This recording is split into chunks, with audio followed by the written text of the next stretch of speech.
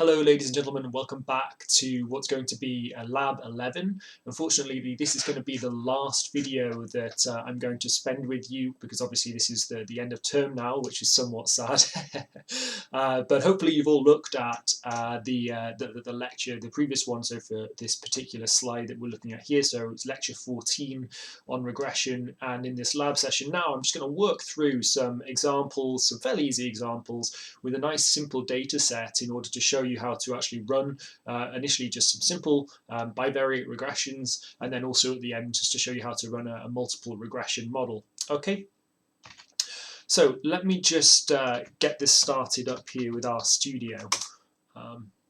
What I will say before I begin is thank you all for actually filling out all of those course evaluations. So I'm not able to see them yet, but I think that we got to over 85% response rate. So that was really quite astounding. So it's fantastic that so many of you filled them out. So obviously I don't know what they say yet, so maybe you all said terrible things. But anyway, I hope that you've enjoyed the term and it's not been too hard for you. Look, this is the Lab 11 script that I've just downloaded from Blackboard. I've opened it up within R. You will need to load the Lattice package, so if you don't already have this, then you just need to run this line here, pressing Control-Enter in order to just install that onto your machine. As I already have it, I think you might already have it as well, but as I already have it, I can just click Require, and that will just basically say, go into my hard drive where we've installed Lattice in the past and just bring it into the current environment upon which we're working in this R session. Okay, so it's basically loaded in down here. It says it's built under this particular R version. So we're going to use the environmental data set.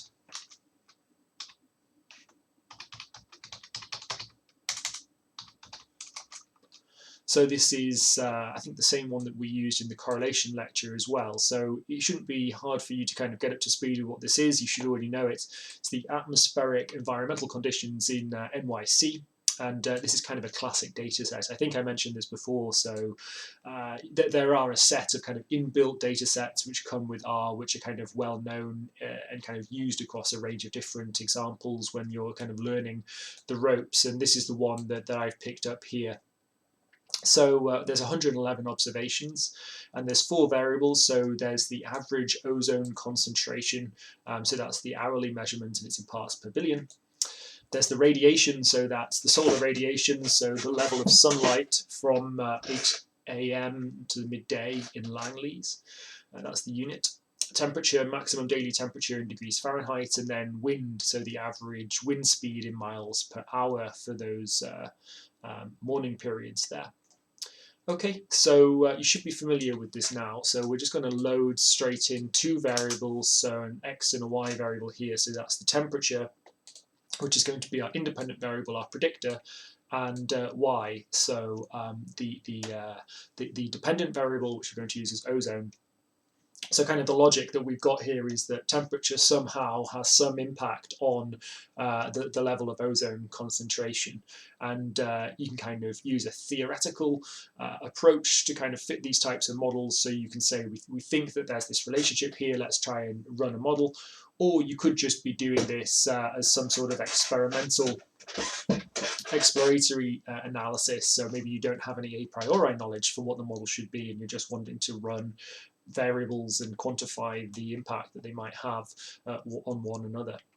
So how do we do this by hand? So we have this data here. So this X variable here is the temperature, and the Y is the ozone. So we're kind of seeing this positive correlation here. So if you were to draw a broad line here, you would see that as the X variable increases by 1 unit, there would be some sort of positive increase on the Y-axis. Okay, so that's what we can kind of see just firsthand.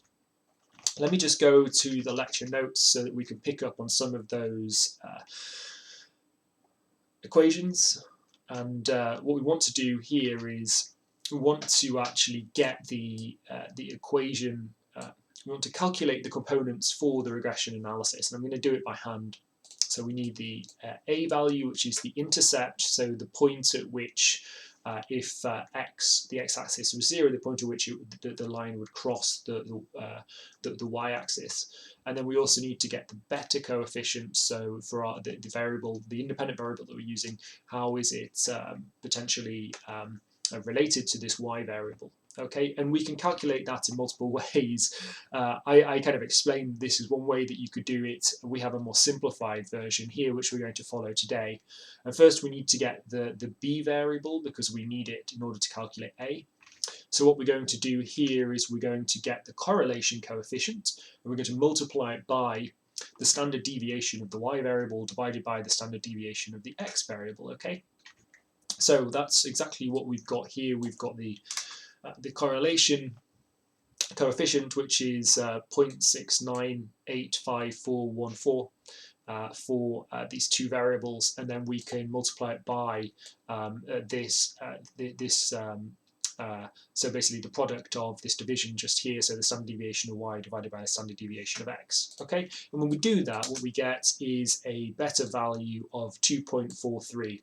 So how do we interpret that? Well, for every 1 unit that we increase of x, we would expect an increase of 2.43911 units on the y-axis. Okay, in this particular instance, so it's telling us that it's a positive correlation because it's a positive number. But this is how to think of this beta coefficient. And now that we've got it, we can just basically go through this very simple equation here in order to get the intercept, the alpha value. So we need the mean of y subtracted from the beta value multiplied by the mean of x. Okay, so we can do that here. We can get the mean of y. Subtracted from the multiplication of these two components here. So b multiplied by the mean of x. So what we get is minus 147.6461. So what this is basically saying is, remember here we're going from 60 to 90 degrees Fahrenheit. What it's saying is if this x value was 0, the value that would be on the y-axis would be minus 147.6461. Obviously, in this instance, that doesn't really make sense because it's a minus number. You can't have fewer than 0 parts per billion, but that's essentially how the model works. So you would need to apply some logic in this particular case. Okay. Let's plot the actual line of best fit through here. So I mentioned before that it was positively correlated, and we could draw a line through it, and essentially that's what we're plotting here using the intercept and the beta coefficient. Okay. We can test the coefficient of determination to see how much of the variation depends on the explained component. So we're going to get the length of the x value here. And you remember in the actual lecture that we went over the calculation of those different values. So if we want to test the effectiveness of this particular model, what we need to do is to be able to calculate these different metrics. So for example, we had that very simple approach of saying, look, we have some data that we see as the y variables, and we have the total variation in that y variable. And then what we basically have is the amount that our model fits, our data fits some expected model, and then we have the residual amount, so the amount of error that doesn't fit. And this can basically be conceptualized as the total variation in the data here, and then equal to the explained variance and then the unexplained variance. And to do this, we need to get the TSS, the RSS, and the ESS, so the total sum of squares. So we're subtracting the mean of y from each of the y values to get the deviations, and we're summing them and squaring them and summing them. And then to get the RSS, the regression, sum of squares, so the amount of explained variation, we are subtracting the mean from the predicted y value, squaring them and summing them.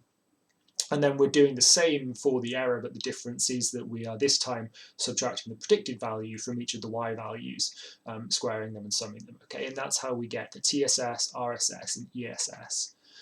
In this particular case, I'm not going to run through the calculation here for the RSS because it's particularly long, but basically this is how we're able to get that particular value that we want for the amount of explained variance that our model has, so the regression sum of squares. And then we're able to relatively easily get the TSS, the total sum of squares here. And so basically we're getting the mean of y and we're subtracting it from each of the y values, and then we are squaring them and summing them. Okay, so when we do that, we get the RSS and the TSS values up here, which have gone into the global environment. So it's very simple then, in order for us to basically get the RSS and the TSS, so the sum of the explained variation and the sum of the variation, and then this helps us get this R squared value here. So what we're doing is we're just literally dividing them together, and this gives us the R squared value here, which is 5,900, so 59,434. Okay, so this is how we manually get this R squared value here. And then, so that was quite a bit of code in order to get these values. Once we've got that, so the sample coefficient of determination that we've got here, we can just slot it into this equation to get our f value, and then we're kind of on the home straight, because once we've got the f value, then we're kind of in that territory of ANOVA, which we've already covered, so we kind of know what we're doing. So we just need to basically get the R squared value, multiply it by the number of degrees of freedom in the sample to get the numerator, and then for the denominator we just need 1 minus the sample coefficient of determination, this R squared value here. Okay, so we can do that relatively easily. So this gives us an F statistic of 103.874, so it's quite significantly large. That's a large F value. And you can look in the book if you want to read along some of these equations, so it helps you kind of understand exactly what we're doing. Obviously, we still need to get a p-value for this particular equation now, so we need to basically get ready for using the F distribution. So that's essentially the distribution that we need to use in order to test this F statistic. So you can go and look at the F distribution function that we're using here. So we're interested in the probability of this particular value occurring, so it gives us a p-value, and you need the number of degrees of freedom, so the df1 and df2 values here. So the number of explanatory variables is the df1, and then the number of degrees of freedom is the df2 value. Okay, so once we input those into the environment that we've got, and then we basically use this fairly standard now probability function that we've used many times before, we get a p-value, and that's incredibly significant. So it's 1.55 10 to the minus 17. So it's really highly significant. And so essentially, with that type of value, what this is indicating is that we basically have a significant non-zero amount of the total variation in the response or the dependent variable. So what we're saying is that the variable that we've actually used as an independent variable has a significant impact on explaining the variation in the y variable. Okay, and I'll just correct that spelling typo there. So I think that should be fairly straightforward for you, because we've covered correlations in the previous session, so you know how to test them, and you've covered ANOVA before, so you know how to actually generate an F statistic and then test it. So hopefully this isn't too arduous. You can kind of piece together those existing building blocks that we've put together in the previous sessions, so that you can say, right, now I understand how to do, for example, a bivariate regression, as we've done here. And that kind of sets us up for doing more complex multiple regressions, as we'll get into later. Firstly, though, I just want to run through that using the actual inbuilt functions that we have. So obviously, once you go off into the big wide world, after you finish TGS 300, you won't have to go through this and actually manually generate each of these different steps. You can just use the inbuilt functions, okay? So essentially, I can kind of demonstrate how we would do that here. We would start by plotting those variables as we did before. Okay, that's nothing new. But then you would need to take a look at the linear model function in order to just run this straight out of the box. So I'm not going to spend too much time going over this, but you can look here at the linear model function. It's a fairly standard workhorse within the R environment and can be used to carry out regressions or other types of analysis. Okay, and essentially you are able to dictate all the different formulae maybe that you want to run for your particular regression, give it the data, etc., etc. You can use pre-built weights. You can tell it whether you want to use what it should do with missing values. So essentially all of this should be fairly straightforward for you, okay? But anyway, I don't need you to read all of this. What we will do is just run through fitting a simple model. You just need to be aware that if you want to run these types of models, you can take a deeper look at what they're actually able to do. So what we do when we specify the variables in this way, we don't need to specify a data set. We just have two variables, and what we're saying is the y variable here, which is on the left hand side, you start by specifying the y variable, and then this tilde means that this is equal to, and then basically you have this x variable on the right hand side, and you're telling it that x is the independent and y is the dependent by using this particular a way to specify these variables, okay? So when we get to multiple regression, you'll see that we have y and then equals tilde, this little squiggly line just here, and then we have x1 plus x2 plus x3 for those other independent variables that we're going to specify. So you should be fairly familiar with this way for us to actually specify these formulae by the end of this session.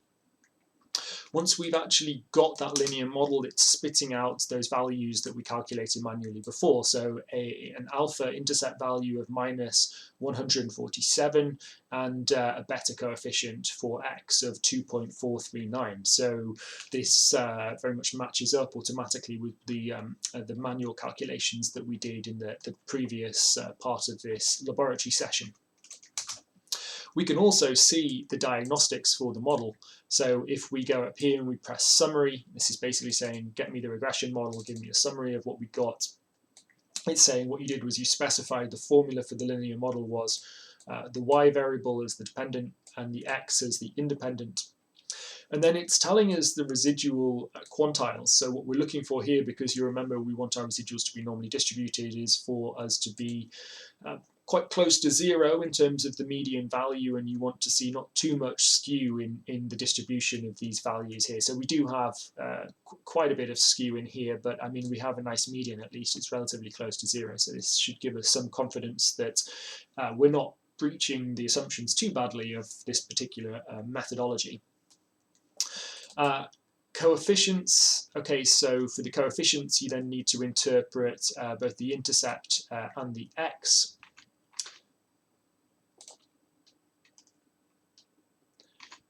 Apologies for the slight disruption there, my dog was barking in the background. I just had to make sure that he was okay. So we were interpreting the coefficients that we've got. So essentially here it's spitting out those different values. So for the x value, it lists the coefficient again down here. It also tells us the standard error, the t-value, and it gives us an indication of the significance of this value on the overall model. So what it's saying here is this particular value is explaining a significant portion of the variation in y, okay? And it tells us, thanks to these little 3 asterisks here, that we have a highly significant finding, okay? So if you had no asterisks whatsoever, this would be indicative of the fact that you don't have a significant result. If you just had 1, it would say that it's significant but not majorly. If you had 2, it would say it's quite a major significant value. And if you had 3, it would say it's highly significant, okay? And then what we also get down here is the R-squared value. So you'll remember that the R-squared value is the amount of total variation that the model is basically explaining. So if we have a variation of 0, it would be that we're not explaining any variation in the model. The model is not explaining any variation in the data. If it was 1, it would be perfect explainability. So basically those 2 values you would probably never get in reality, but they run from 0 to 1. Here we're getting about 48% of the data being explained, so it's actually very good. You know, anything above 20 or 30, if it's for a social system at least, is very good. In an environmental setting, yeah, if it's getting towards 50%, it's okay. It's not too bad. In reality, I don't think you would see more than 60 or 70% predictability, or at least I've never encountered it, because there's always an element of error that's going to be introduced. So you kind of get a flavour for what's kind of standard in terms of explainability based on your subject area of expertise, and it differs quite significantly. So if this was in financial markets, this would be incredibly good. Whereas if this was for maybe we just wanted to test Newton's gravity equations, we would probably expect a larger number than what we have here, because there's arguably less variation in that quite simple model.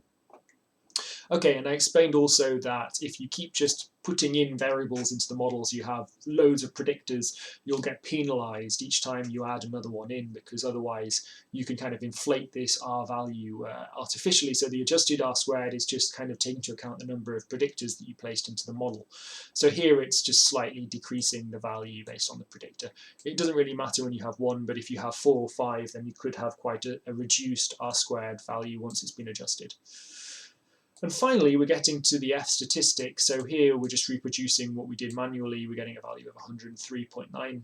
Great. And then we get a p-value for that quite large F statistic, which is highly significant. It's 2.2 to the power of 10 to the minus 16. So it's saying that this model is highly significant. The predictor variable that we used is definitely explaining a very large amount of variability in the Y variable. Okay, so I don't want to get bogged down too much with that now. We've explained that a good few times. What we do want to do is consider the residuals. So we were kind of working through the tests in the class, and we then got to this kind of latter part of the lecture where we were like talking about the importance of actually analysing the model residuals. So the residual is a predicted value subtracted from any Y value that you've got, and it will basically tell you how accurate your model is, right? And we just want to make sure that the assumptions that we are using actually are met in terms of the distribution of the residuals, whether they are independent, these types of things that we want to be aware of. So whether we have constant variance and whether they're normally distributed. So we can extract the residuals from the regression model here, so we can just use the residuals function. And we can also get the R standardized ones. So before, the residuals here are in the original units. So you'll see these are quite large numbers. Whereas if we actually standardize, or they're also called studentized residuals, what we're doing here is we're putting them in the number of standard deviations away from the mean. Okay. Great, so let's now just do a slight prediction, and this is by far the coolest point of using these models. So we have so far fitted a very simple model, and we've got some kind of coefficients and some model diagnostics which tell us how good that model is in terms of explaining the variance in the data. And now the beauty of this is that we're able to kind of flip that on its head and say, okay, well, what about if I have a brand new X variable value and I think that it's going to be 90? So how much ozone would we have? What's the ozone concentration based on the predictability of this model for 90 degrees Fahrenheit? Okay, so the Y hat value, the predicted value, is going to be A. That's the intercept value, plus B multiplied by that X value that we're giving it, so 90 degrees Fahrenheit. And when we run through that, we get a predicted value of 71.87382. Okay, so these are predicted parts per billion for ozone. So you can use that equation that I've just tapped out there using those components, or you can just use the automated predict version. So if I go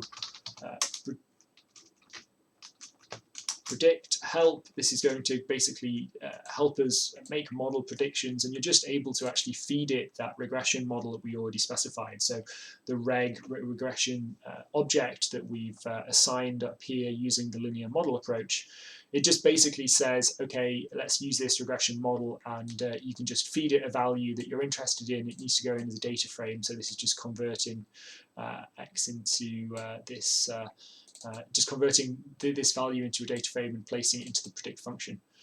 Okay, so when we run that, we get the same value, and that's a really snazzy tool. like honestly, if you get the opportunity to go into prediction, into using predictive models, this is where all the fun is kind of happening in statistics, and then how you kind of apply those to real world situations. So, you know, if you want to go into business or even government, this is basically, you get paid a lot of money to do some very, very interesting things with this, and that's, you know, an admirable thing to do.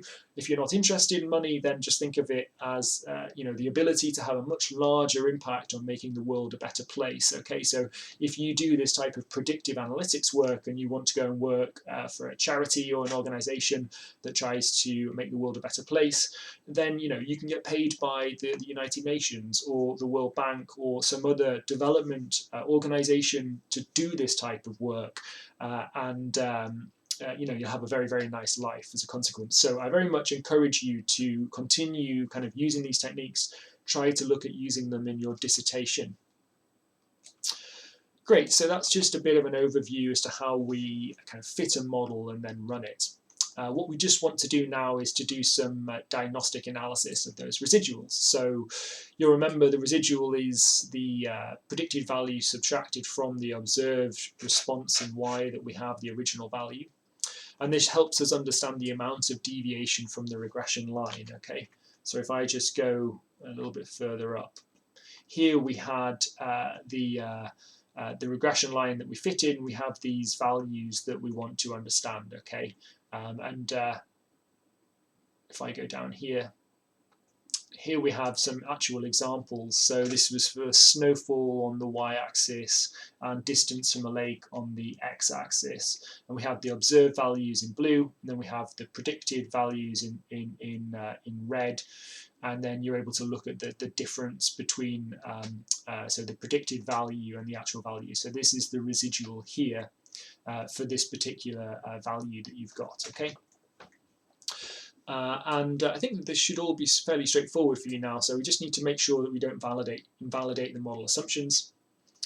We're able to get the standardized residuals. Okay, so let's just first plot those fitted residuals. So you remember that we already extracted the residuals as just a set of data points in the previous section. Here all I'm doing is I'm just plotting them. So we're getting the fitted values from the regression and the residual values from the regression. These are both in their original units, and you're getting this output down here. So how do they look? I mean, they look okay. They're not quite as randomly distributed as I would like. I'm a bit concerned that we don't really have much variation down here. Obviously up here these look like they're outliers. Let's look at them in terms of the actual standardized or studentized residuals. So this is basically where we divide each residual by the regression standard error to normalize them. So we end up with this standard deviation around this mean value. So essentially what we have is exactly the same data, but our y-axis has changed in terms of the units. And you'll remember that I said anything that's below 2 or above 2 is probably indicative of those data points being an outlier. So by the time we look at these points over here, I mean, these are like really, really far beyond the other data points. They exceed 2. So I think these 3 up here we can basically class as outliers. You may want to consider removing those from your actual data set and rerunning the model and seeing what you got. But the rest of these, from 2 and below, most of these look reasonably okay. Maybe there's not as much variation as I would have liked, and I don't understand why we don't have that variation down here. So that would be something to try and understand in the process which we're trying to evaluate. We can also plot the standardized residuals. So the standard error of the regression is an index representing the typical distance separating a point from the regression line. We can just plot those down here. And actually these do now look quite nicely distributed. So we have those outliers which we spoke about before, but generally these look quite nicely distributed, which is comforting that we're not breaking some of the assumptions too badly. We do need to make sure that we have normally distributed residuals, so we can run a Q-cube, a quantile plot for these particular residuals.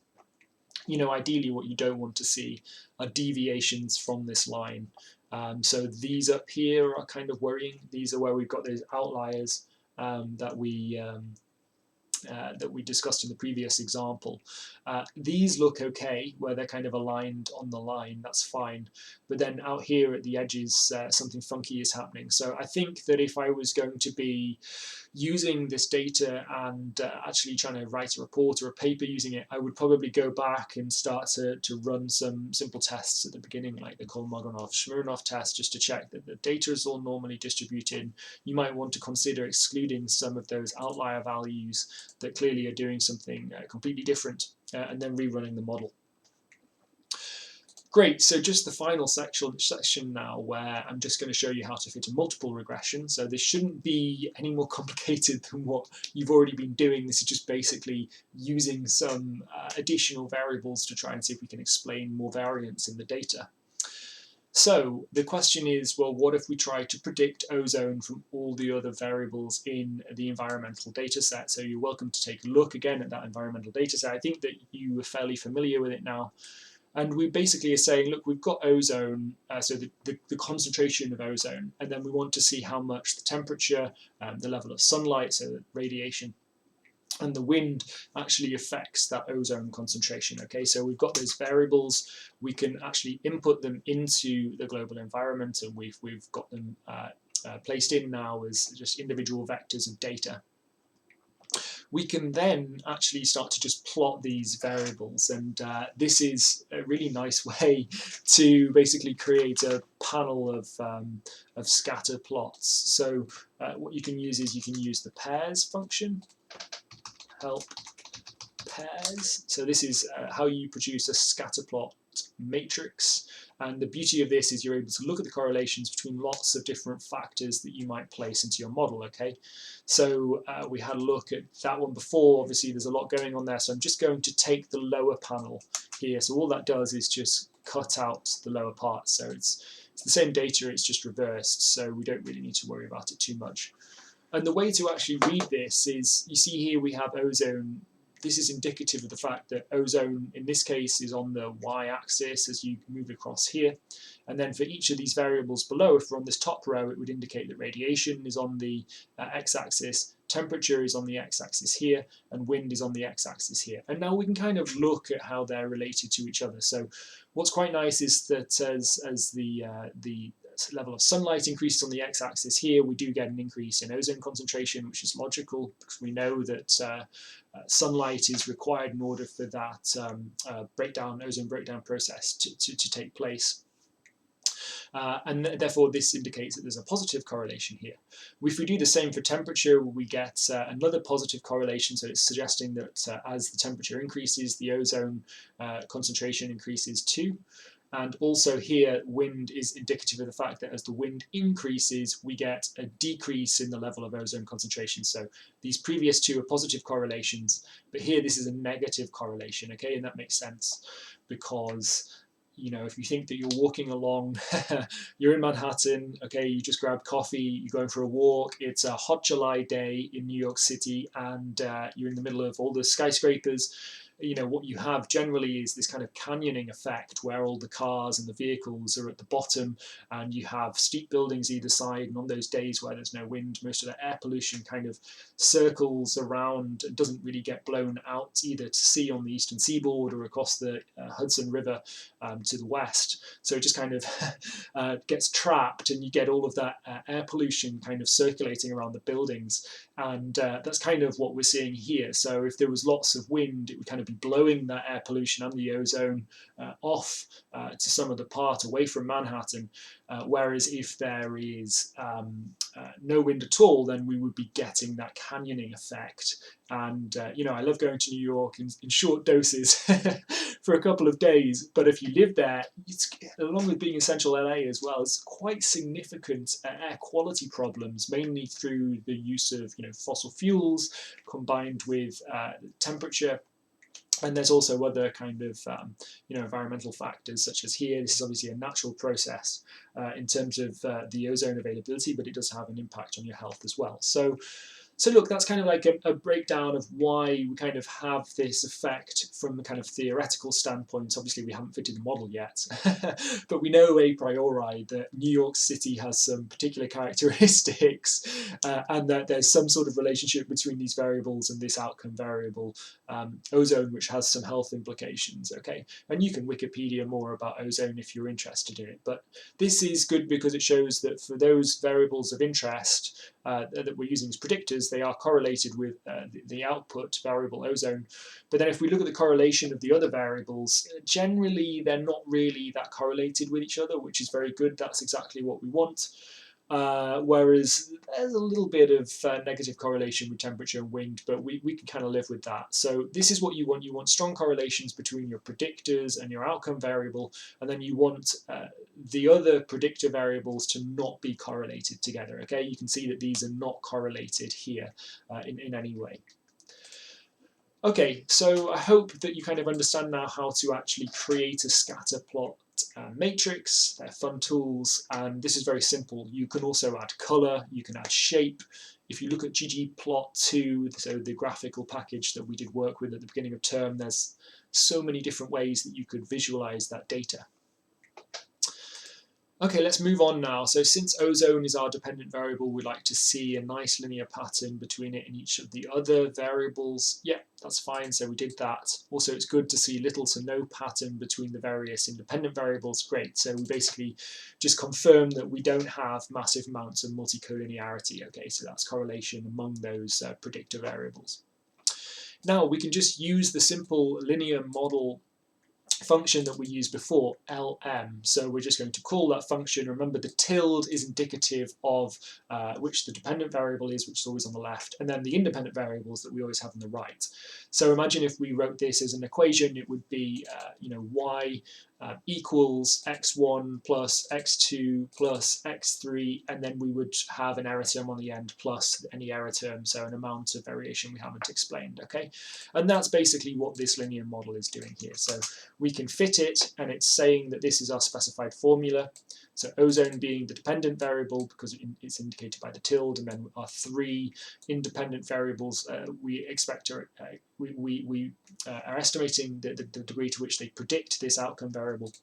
And then we get our intercept, our alpha value here, which is -64, so the point at which, if x was 0, the point at which you would cross the y-axis. And then we get correlation coefficients, you get coefficients for each of these variables. Okay, so for temperature, if you increase temperature by 1 unit, you would get a 1.6512 increase on the y-axis in parts per million. So that's you increase temperature by 1 Fahrenheit, and that leads to a 1.6512 increase in parts per billion of ozone on the y-axis. Okay, that's how you need to interpret this. And then you can do the same as well. So it's a much weaker positive correlation. It's fairly weak. If the amount of sunlight increases the amount of radiation, you have if you increase that by 1 Langley, then you have a 0.0598 increase of ozone concentration on the y-axis. And then we have a very, very strong negative correlation here. So if you increase wind by 1 mile per hour, then essentially you would have a -3.3376 decrease in the parts per billion of ozone, okay, on the y-axis. So that's kind of how we need to think about interpreting these coefficients. And I'm not going to go through all of those again. I'm just going to call the summary. So this gives us all of our diagnostics. Sorry. So we have the linear model we specified here. It's telling us that we have some skew in our residuals. We don't have this as normally distributed data, so I'm looking for the median ideally to be 0 if this was normally distributed, so we need to be aware of that. And we can then look at how effective our different variables were. So we have the coefficients that we estimated here. We have the standard error in that estimation process, and we have t-values for each of those. And then essentially we have probability values. So technically they are all significant, but temperature and wind are much more significant. They're highly significant, whereas radiation it's significant, but it's not as strong an effect as the other variables, okay? So we're explaining about 60% of the data variance in y by using these different independent variables, and there's a slight decrease in the r² value as a result of all of those independent variables that we placed into the model. So we're just adjusting down the fact that if we just keep adding variables into the model, it will inflate the r² artificially, so we need to kind of control for that. So it's indicative of the fact that there's a lot of explainability in this model. It's actually very good, and it's a nice example. Okay, so the F statistic for this model run was 54.91, so that's very high, and then the p-value that we get is very, very significant, so it's 2.2 times 10 to the minus 16, so it's very, very, very significant, well below that 0.05 probability that we'd be looking for if we wanted to be 95% certain that the results haven't just occurred by chance. Okay. Great. The problem is that we may be violating some of the assumptions for the data. So let's have a look here at the residuals, and we're going to plot the residuals versus each of the independent variables. So this is temperature here in terms of the standardized residuals, and we've got some outliers. So you can see if we draw a line across here at the two standard deviations above or below, you would see that we have these three values that keep haunting us, which are probably a bit too far out for us to justify including in the model, so we may want to look at removing those. You know, generally it's a bit of an art as to what you do kind of exclude, but when they're very clearly outliers, then maybe you have some kind of justification for why you do that.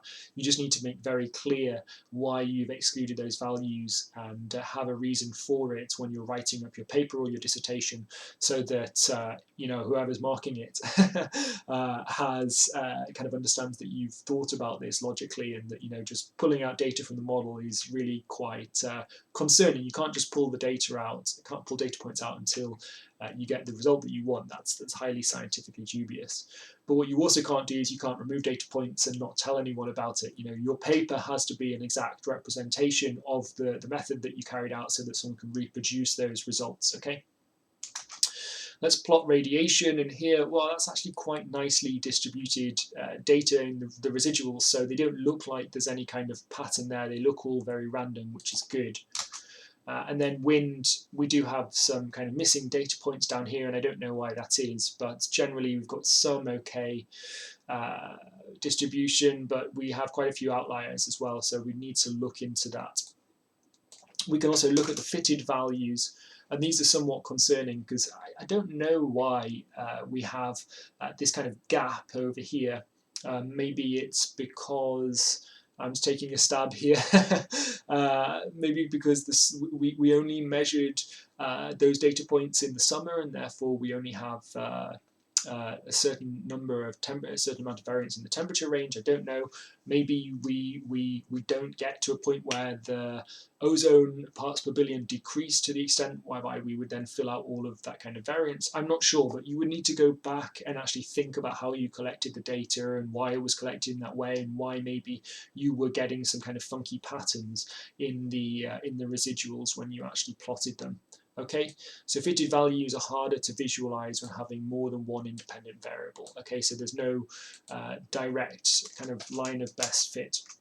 You do need to kind of look at where those residuals actually sit using a quantile plot, and I think the concerning thing here is that we've got some quite significant deviation from the line at each end here, so this should be kind of ringing alarm bells for you, and you need to make sure that you actually check whether you meet those assumptions fully if you were to run this model, and then if not, you might need to look at other techniques that you could use if you weren't able to directly meet those regression assumptions. So you could either, you could actually look at transformations, so you can transform the data, you can take the logarithm of the data, so that then when you actually place it into the model, they're behaving in a more linear, normally distributed way. But to do this, you need to kind of go through a research process where you go back to your original data, test for normality, for example, and make sure that you've collected the data in an appropriate way, and then kind of rerun the model and see what you get. So there's actually a whole host of different transformations that you can